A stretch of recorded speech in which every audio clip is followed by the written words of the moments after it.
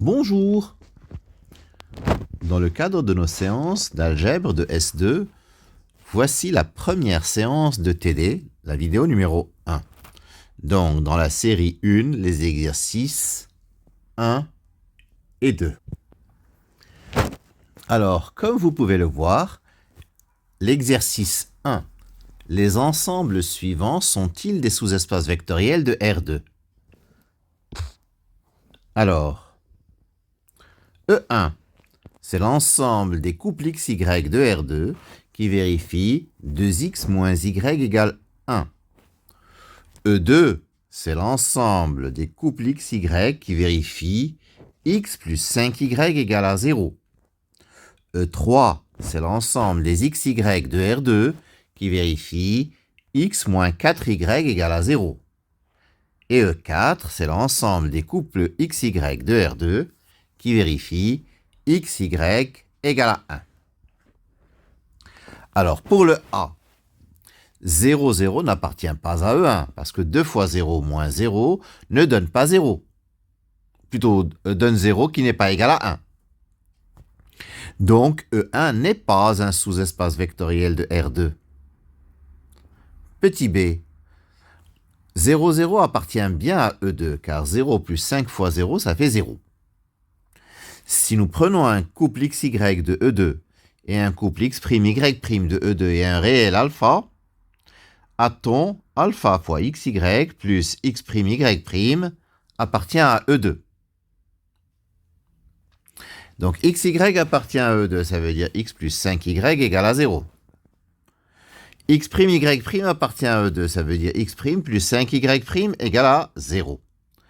Donc, je vais calculer alpha fois xy plus X'Y' et voir s'il vérifie ma relation. Donc, ceci vaut alpha x plus x', alpha y plus y'. Donc, alpha x plus x' plus 5 fois alpha y plus y', ça donne alpha facteur de x plus 5y plus x' plus 5y'. Chaque parenthèse vaut 0, donc l'ensemble donne 0. Par conséquent, E2 est stable par combinaison linéaire, c'est un sous-espace vectoriel de R2. Petit c, 0, 0 appartient à E3, car 0 moins 4 fois 0, ça fait 0. Si je prends xy et x'y', deux vecteurs de R3, de E3 plutôt, et alpha un réel, est-ce que nous avons que alpha fois xy plus x'y' est un élément de E3. Donc je sais que x moins 4y vaut 0 parce que xy est dans E3, x' moins 4y' vaut 0 pour la même raison. Alpha xy plus x'y', c'est alpha x plus x', alpha y plus y'. Alpha x plus x' moins 4 fois alpha y plus y', c'est alpha facteur de x moins 4y plus x' moins 4y'. C'est-à-dire alpha fois 0 plus 0. Donc, alpha xy plus x'y' est un élément de E3. Et par conséquent, E3 est un sous-espace vectoriel de R3. Petit d, 0, 0 n'appartient pas à E4 car 0 fois 0 donne 0 et non pas moins 1. Donc, directement, E4 n'est pas un sous-espace vectoriel de R2.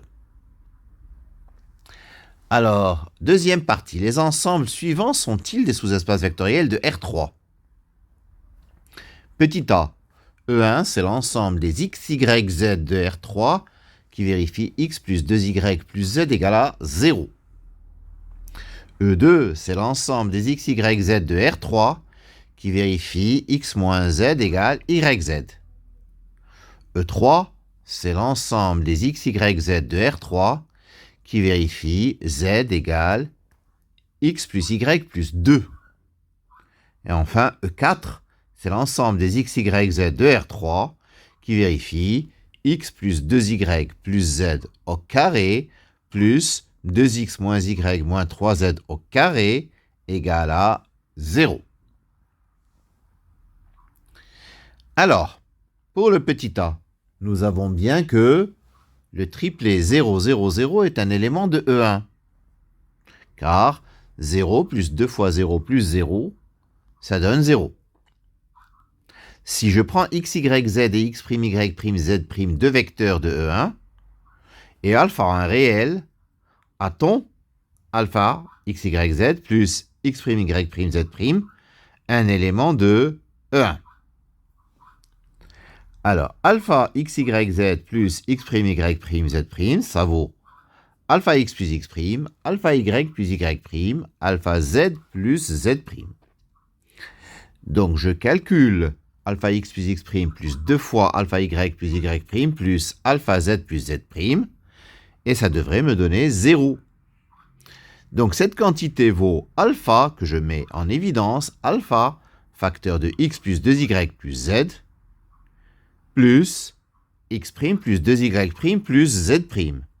C'est-à-dire alpha fois 0 plus 0 égale à 0. Donc, E1 est bien un sous-espace vectoriel de R3. Pour le second, 0, 0, 0 appartient bien à E2, car 0 moins 0, ça fait bien 0 fois 0. Alors, je me doute que E2 ne sera pas un sous-espace vectoriel, donc je vais chercher un contre-exemple. J'ai 1, 0, 1 qui est dans E2, parce que x moins z qui fait 1 moins 1, ça vaut 0. Et puis, yz, c'est 0 fois 1, ça fait 0. Donc, x moins z égale yz. Pareil, 0, 1, 0 est un élément de E2. 0 moins 0, c'est 0. Et 1 fois 0, ça fait 0. Leur somme, 1, 1, 1, n'est pas un élément de E2. Car 1 moins 1, ça fait 0. Et pourtant, 1 fois 1 ne fait pas 0. Donc, E2 n'est pas un sous-espace vectoriel de R3. Passons à R3. Plutôt à E3. 0, 0, 0 n'appartient pas à E3 car 0 plus 2 fait 2 et non pas 0. Donc E3 n'est pas un sous-espace vectoriel de R3. Enfin, E4. Il y a une manière plus rapide et plus directe pour prouver que c'est un sous-espace vectoriel de R3. Donc dire que x, y, z appartient à E4, c'est dire que x plus 2y plus z au carré plus 2x moins y moins 3z au carré égale à 0. Mais dire qu'une somme de deux termes positifs est nulle, c'est dire que les deux termes sont nuls. Donc ça veut dire que à la fois x plus 2y plus z égale à 0 et 2x moins y moins 3z égale à 0. Ce qui donne x égale moins 2y moins z. Et en injectant dans la seconde, moins 4y moins 2z moins y moins 3z égale à 0. Ce qui donne dans la seconde z égale moins y. Et en reportant dans la première, x égale moins y également. Donc x, y, z égale moins y, y. C'est-à-dire y facteur de moins 1, 1, moins 1. Donc 4, c'est l'ensemble des multiples de moins 1, 1, moins 1.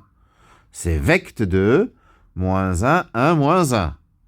C'est l'espace vectoriel engendré par le triplet moins 1, 1, moins 1. C'est par définition un sous-espace vectoriel de R3. Nous passons à l'exercice 2. Vous l'avez épinglé devant vous. Montrez que les ensembles suivants sont des sous-espaces vectoriels de R2 de x, espace des polynômes de degré inférieur ou égaux à 2.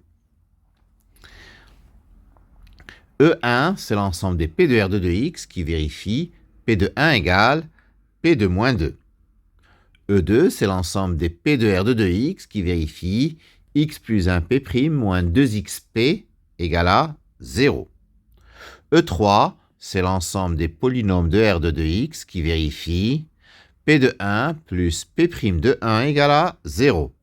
Et enfin, E4, c'est l'ensemble des polynômes de R de x qui vérifie 3P de 1 plus 5P' de 2 égale à 0 et P de 3 égale à 0. Alors E1. 0, le polynôme nul appartient à E1. En effet, le polynôme nul en 1 et en moins 2 vaut 0. Donc nous avons bien que ce polynôme nul s'annule en 1 et en moins 2. Soit P un élément de E1 et Q un élément de E1 et alpha un réel. Donc alpha P plus Q de 1 égale alpha P de 1 plus Q de 1. Mais P de 1 c'est P de moins 2. Q de 1 c'est Q de moins 2. Donc c'est alpha P plus Q de moins 2. Donc alpha P plus Q vérifie la relation définissant E1. Donc alpha P plus Q appartient bien à E1 et donc E1 est un sous-espace vectoriel de R2 de x. Petit b. P appartient à E2, ça veut dire que x plus 1 P' moins 2xp égale à 0. 0 appartient à E2, car le polynôme nul sans polynôme dérivé, c'est 0. Et nous avons bien que x plus 1 fois 0 moins 2x fois 0, c'est 0. Soit P un élément de E2, Q un élément de E2, donc deux polynômes de E2, et alpha un réel. X plus 1 facteur de alpha P plus Q prime, moins 2x fois alpha P plus Q égale. Ça vaut x plus 1 fois alpha P prime plus Q prime, moins 2x fois alpha P plus Q. C'est-à-dire alpha facteur de x plus 1 P' moins 2xp, plus x plus 1 Q' moins 2xq. Les deux quantités entre crochets valent 0. Par conséquent, ceci nous donne alpha fois 0 plus 0, c'est-à-dire 0. Donc alpha P plus Q appartient à E2, et donc E2 est un sous-espace vectoriel de R2 de x. Petit c, dire que P appartient à E3, c'est dire que P de 1 plus P' de 1 égale à 0. 0 est bien dans E3, car si P vaut 0, P' vaut 0. Et nous avons bien 0 de 1 plus 0 de 1, ça fait bien 0. Si P est un élément de E3 et Q un élément de E3 et alpha un réel, nous allons montrer que alpha P plus Q appartient à E3, c'est-à-dire qu'il y a stabilité pour la combinaison linéaire. Alpha P plus Q de 1 plus alpha P plus Q de prime de 1 égale alpha P plus Q de 1 plus alpha P' plus Q' de 1. C'est-à-dire alpha P de 1 plus Q de 1 plus alpha P' de 1 plus Q' de 1. C'est-à-dire alpha facteur de P de 1 plus P' de 1 plus Q de 1 plus Q' de 1. Donc c'est alpha fois 0 plus 0, c'est-à-dire 0. Donc alpha P plus Q appartient bien à E3. Donc E3 est un sous-espace vectoriel de R2 de x. P appartient à E4, ça veut dire que 3P de 1 plus 5P' de 2 égale à 0, et P de 3 vaut 0. Alors 0 appartient à E4, car 3 fois 0 plus 5 fois 0 égale à 0, et 0 égale à 0. Je prends deux polynômes de E4, P et Q, et un réel alpha. Je vais calculer 3 facteur de alpha P plus Q de 1 plus 5 facteur de alpha P plus Q' de 2. Ceci nous donne 3 facteur de alpha P de 1 plus Q de 1 plus 5 facteur de alpha P' de 2 plus Q' de 2. C'est-à-dire alpha facteur de 3P de 1 plus 5P' de 2 plus 3Q de 1 plus 5Q' de 2. Ça vaut 0. L'autre relation, alpha P plus Q de 3, c'est alpha P de 3 plus Q de 3, c'est-à-dire alpha fois 0 plus 0, c'est-à-dire 0. Et donc, alpha P plus Q appartient à E4, donc E4 est bien un sous-espace vectoriel de R2 de x. Voilà, c'est terminé pour ces exercices 1 et 2 de la première série. Je vous remercie de votre attention.